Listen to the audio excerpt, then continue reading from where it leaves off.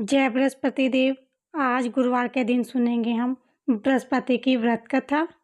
भारतवर्ष में एक प्रतापी और दानी राजा राज किया करता था। वह नित्य गरीबों और ब्राह्मणों की सहायता करता, लेकिन उसकी पत्नी को ये सब बातें अच्छी नहीं लगती थी।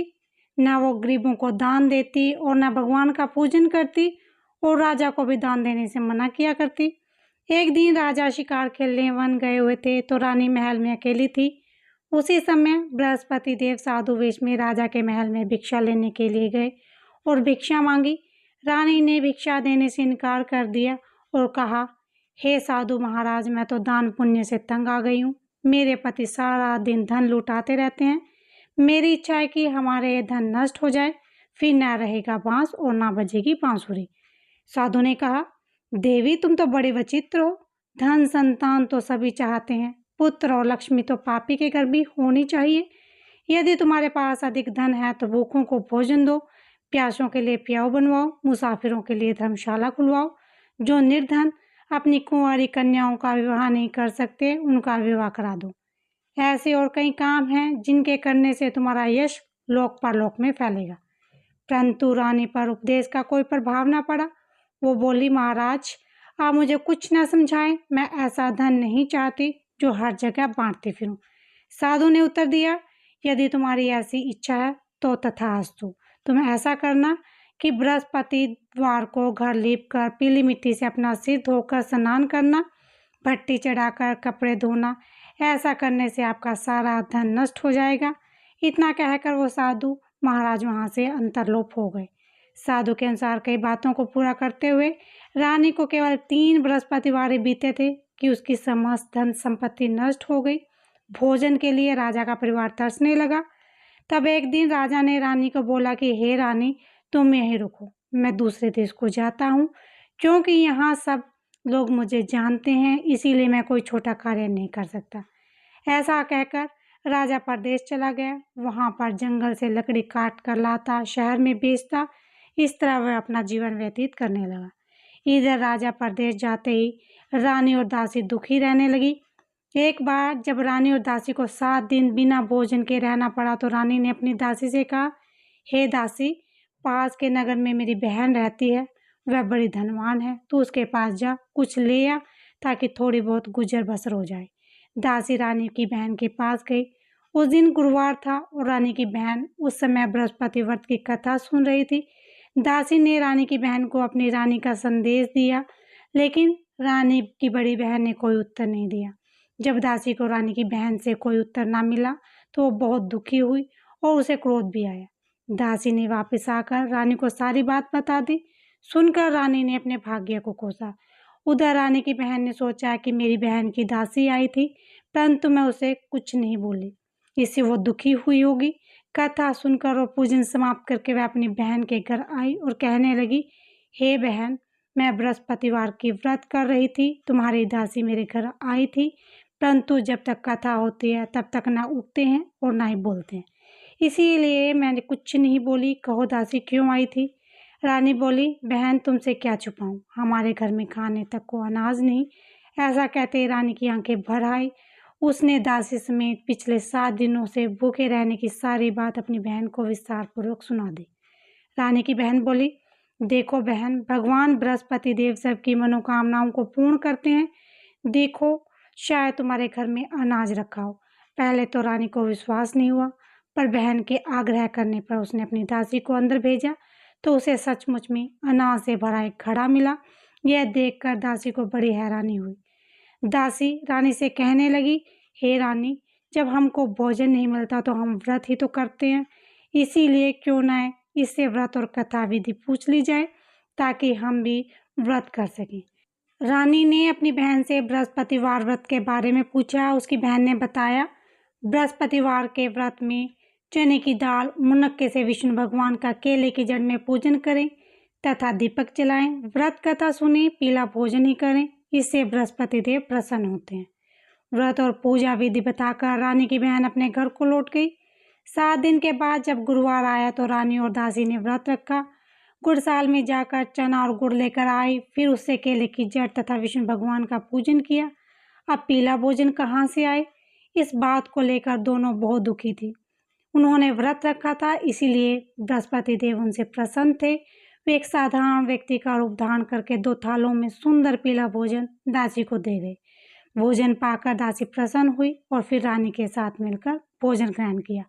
उसके बाद वे सभी गुरुवार को व्रत और पूजन करने लगी। बृहस्पति भगवान की कृपा से उनके पास फिर से धन संपत्ति आ गई, परंतु रानी फिर से पहले की तरह आलस करने लगी। तब दासी बोली, देखो रानी, तुम पहले भी इस प्रकार आलस किया करती थी, तुम्हें धन रखने में कष्ट होता था, इस कारण सभी धन नष्ट हो गया, और अब जब भगवान बृहस्पति की कृपा से धन तुम्हें वापस मिला और तुम फिर से आलस करने लगे हो। रानी को समझाते हुए दासी कहते हैं कि बड़ी मुसीबतों के बाद हमने ये धन पाया, इसीलिए हमें दान पुण्य करना चाहिए, भूखे मनुष्यों को भोजन कराना चाहिए और धन को शुभ कार्यों में खर्च करना चाहिए, जिससे तुम्हारे कुल का यश बढ़ेगा, स्वर्ग की प्राप्ति होगी और पितृ प्रसन्न होंगे। रानी दासी की बात मानकर अपना धन शुभ कार्यों में खर्च करने लगी, जिससे पूरे नगर में उसका यश फैलने लगा। एक दिन राजा दुखी होकर जंगल में एक पेड़ के नीचे आसन जमाकर बैठ गया। वह अपनी दशा को याद करके व्याकुल होने लगा। बृहस्पतिवार का दिन था। एकाएक उसने देखा कि निर्जन वन में एक साधु प्रकट हुए। वो साधु वेश में स्वयं बृहस्पति देव थे। लकड़हारे के सामने आकर बोले, हे लकड़हारे, इस सुनसान जंगल में तो किस चिंता में खोया है? लकड़हारे ने दोनों हाथ जोड़कर प्रणाम किया, उत्तर दिया, महात्मा जी, आप सब कुछ जानते हैं, मैं क्या कहूँ? ये कहकर रोने लगा और साधु को अपनी आत्मकथा सुनाई। महात्मा जी ने कहा, तुम्हारी स्त्री ने बृहस्पति के दिन बृहस्पति भगवान का निरादर किया था, जिसके कारण रुष्ट होकर उन्होंने तुम्हारी ये दशा कर दी थी। अब तुम चिंता मत करो, मेरे कहे अनुसार चलो और तुम्हारे सब कष्ट दूर हो जाएंगे और भगवान पहले से भी अधिक संपत्ति देंगे।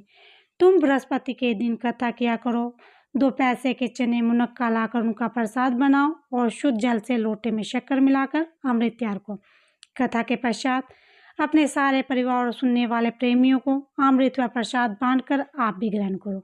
ऐसा करने से भगवान तुम्हारी सब मनोकामनाएं पूरी करेंगे। साधु के ऐसे वचन सुनकर लकड़हारा बोला, हे प्रभु, मुझे लकड़ी बेचकर इतना पैसा नहीं मिलता जिससे भोजन के उपरांत कुछ बचा सकूं। मैंने रात्रि में अपनी स्त्री को व्याकुल देखा, मेरे पास कुछ भी नहीं जिससे मैं उसकी खबर मंगवा सकूं। साधु ने कहा, हे लकड़हारे, तू किसी बात की चिंता मत कर। बृहस्पति के दिन तुम रोजाना की तरह लकड़ियां लेकर शहर को जाओ, तुमको रोज से दुगना धन प्राप्त होगा, जिससे भली भांति भोजन कर लोगे और बृहस्पति की पूजा का सामान भी आ जाएगा। इतना कहकर साधु अंतर्ध्यान हो गए। धीरे धीरे समय व्यतीत होने पर फिर वही बृहस्पतिवार का दिन आया। लकड़हारा जंगल में लकड़ी काट कर किसी शहर में बेचने गया। उसे उस दिन से अधिक पैसा मिला। राजा ने चना गुड़ आदि लाकर गुरुवार का व्रत किया। उस दिन से उसके सभी क्लेश दूर हुए, परंतु जब दोबारा गुरुवार का दिन आया तो बृहस्पति का व्रत करना भूल गया। इस कारण बृहस्पति भगवान नाराज हो गए। उस दिन उस नगर के राजा ने विशाल यज्ञ का आयोजन किया था। शहर में यह घोषणा कर दी थी, कोई भी मनुष्य अपने घर में भोजन न बनावे और न ही आग जलावे। समस्त जनता मेरे यहाँ भोजन करने आवे। इस आज्ञा को जो न माने उसे फांसी की सजा दी जाएगी। इस तरह की घोषणा संपूर्ण नगर में करवा दी गई। राजा की आज्ञा अनुसार शहर के सभी लोग भोजन करने गए, लेकिन लकड़हारा कुछ देर से पहुंचा, इसीलिए राजा उसको अपने साथ घर ले गए और ले जाकर भोजन करा रहे थे तो रानी की दृष्टि उस खूंटी पर पड़ी जिस पर उसका हार लटका हुआ था। वो वहां पर दिखाई नहीं दिया। रानी ने निश्चय किया कि मेरा हार इस मनुष्य ने चुरा लिया है। उसी समय सिपाहियों को बुलाकर उसको कारागार में डलवा दिया। जब लकड़हारा कारागार में पड़ गया और बहुत दुखी होकर विचार करने लगा कि न जाने कौन से पूर्वजन्म के कर्म से मुझे ये दुख प्राप्त हुआ, और उसी साधु को याद करने लगा जो उसे जंगल में मिला था। उसी समय तत्काल बृहस्पति देव साधु के रूप में प्रकट हुए और उसकी दिशा को देखकर कहने लगे, अरे मूर्ख, तूने बृहस्पति देव की कथा नहीं करी, इस कारण तुम्हें दुख प्राप्त हुआ है। अब चिंता मत कर, बृहस्पतिवार के दिन कारागार के दरवाजे पर 4 पैसे पड़े मिलेंगे, उनसे तुम बृहस्पति की पूजा करना, तेरे सभी कष्ट दूर हो जाएंगे। बृहस्पति के दिन उसे 4 पैसे मिले। लकड़हारे ने कथा कही।